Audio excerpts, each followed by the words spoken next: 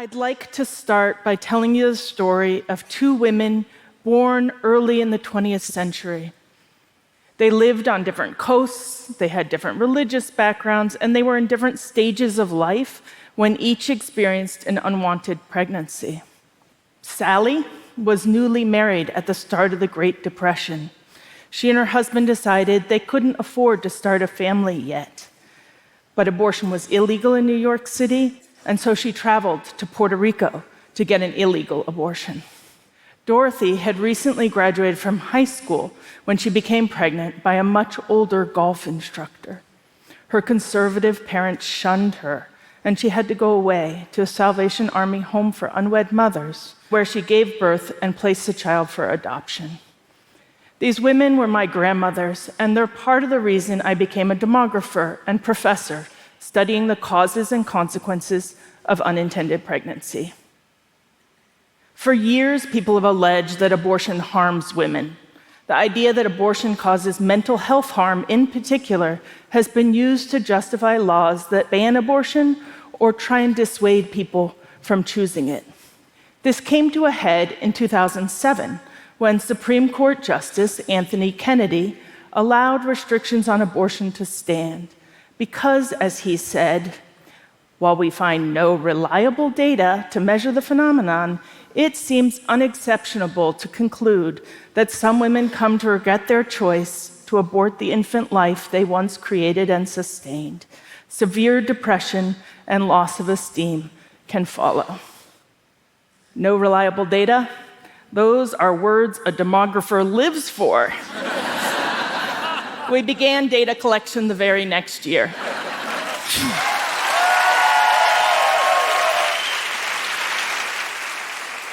To study the outcomes for people who get abortions, you need a comparison group. Ideally, people who want an abortion and can't get them, because they would be in exactly the same circumstances, but one group gets the abortion and the other group doesn't. My research team at the University of California, San Francisco, went to 30 abortion facilities across the country. Each one selected because it was distant enough from other clinics that if someone were too far along in pregnancy for that clinic, there was very few other places they could go.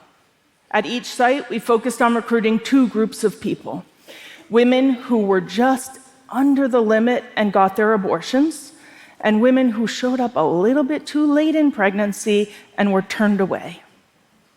I called it the Turnaway Study, and the study design was a success.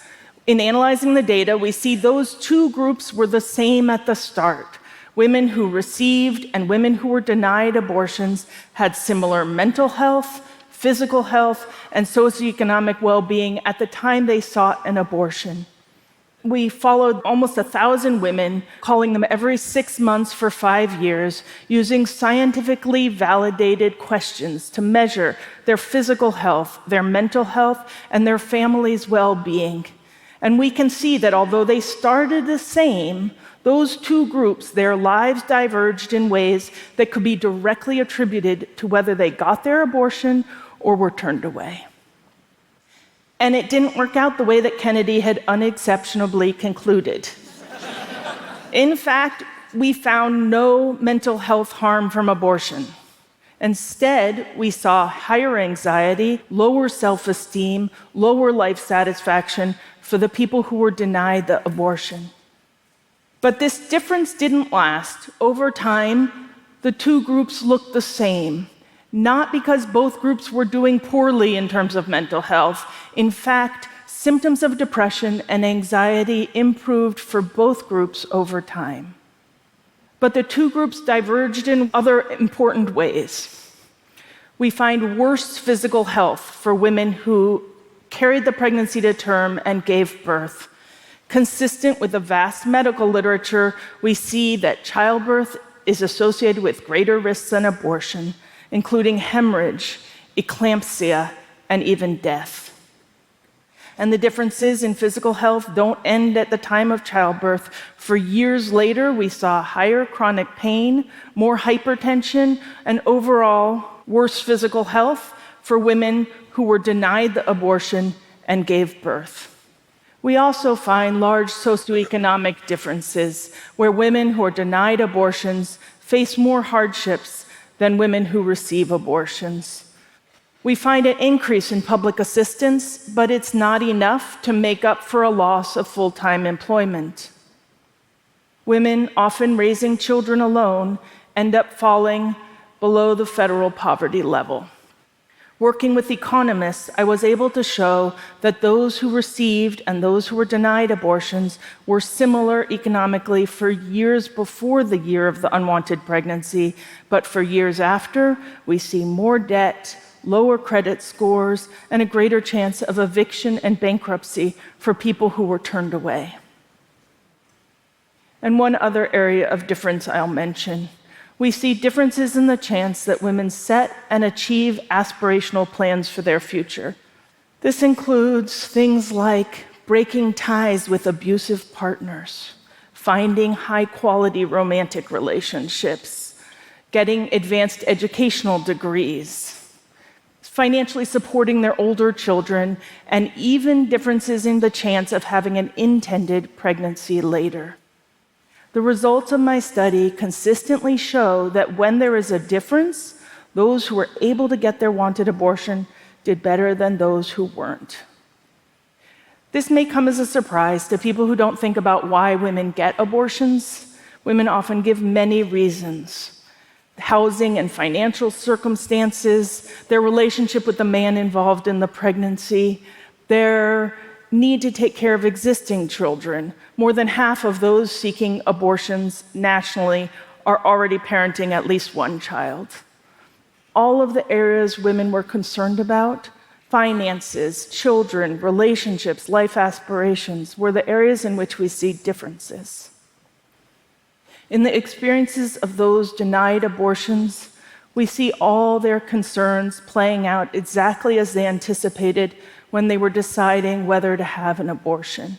Their concerns were justified. Over the 5 years we followed them, we see that over 95% of those who received their abortion said it was the right decision for them. Very few of those people who gave birth decided to place the child for adoption, less than 10%.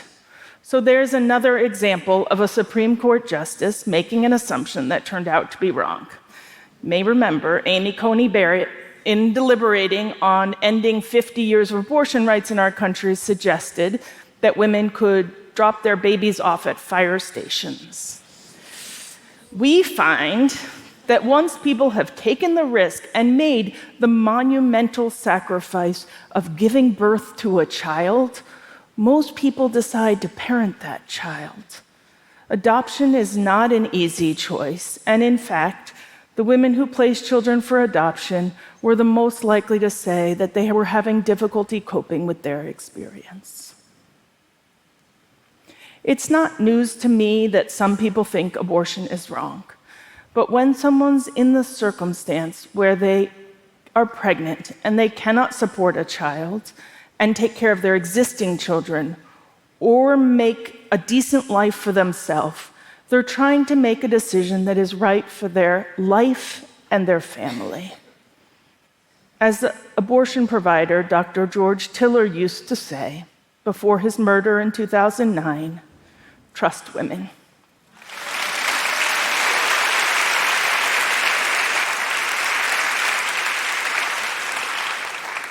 Access to safe legal abortion is important for all of us. Unintended pregnancy is very common in my family, in all of our families, across our country, in red states and blue states, and across the globe.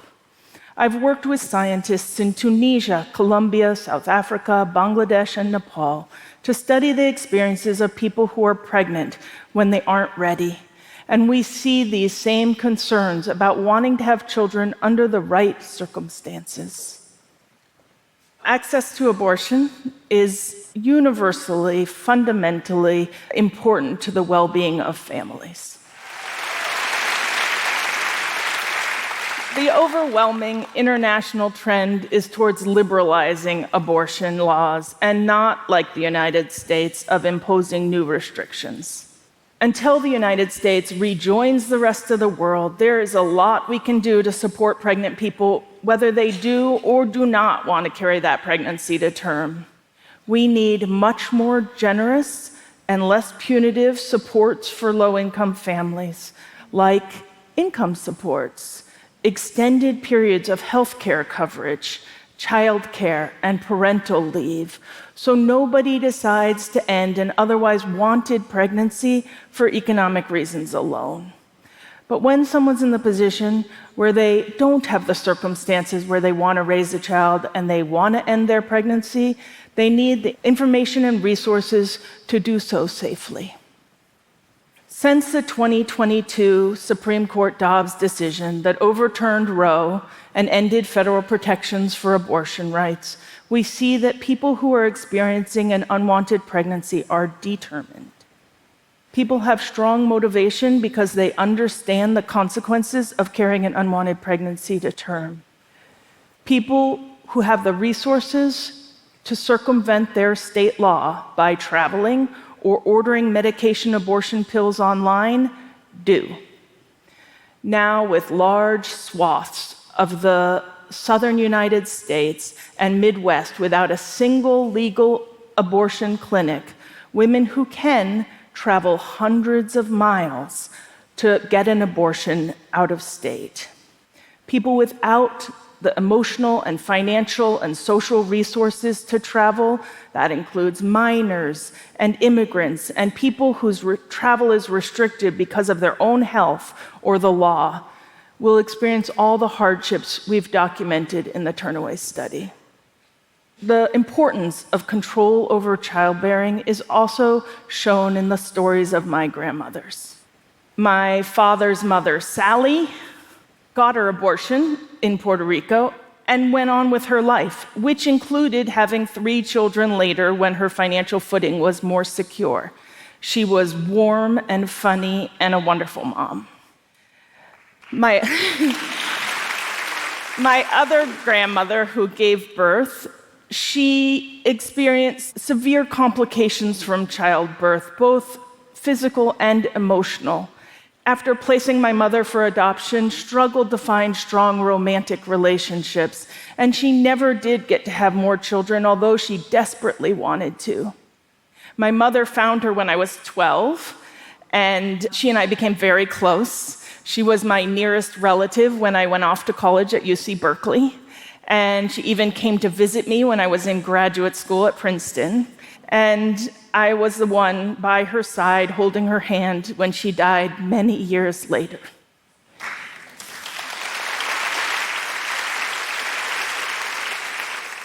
What I think about her experience is that her life took a detour when she got pregnant as a teenager, and she never found a way to get back on the track she wanted. The experiences of my grandmothers are consistent with the Turnaway Study and also show us what to expect in this post-Dobbs world. What we know is that being able to make one's own decision about childbearing without government interference is crucial for the economic well-being of families and allows people to pursue personal and educational goals, including having wanted children later. Access to abortion is about control over one's body, life, and destiny. Thank you.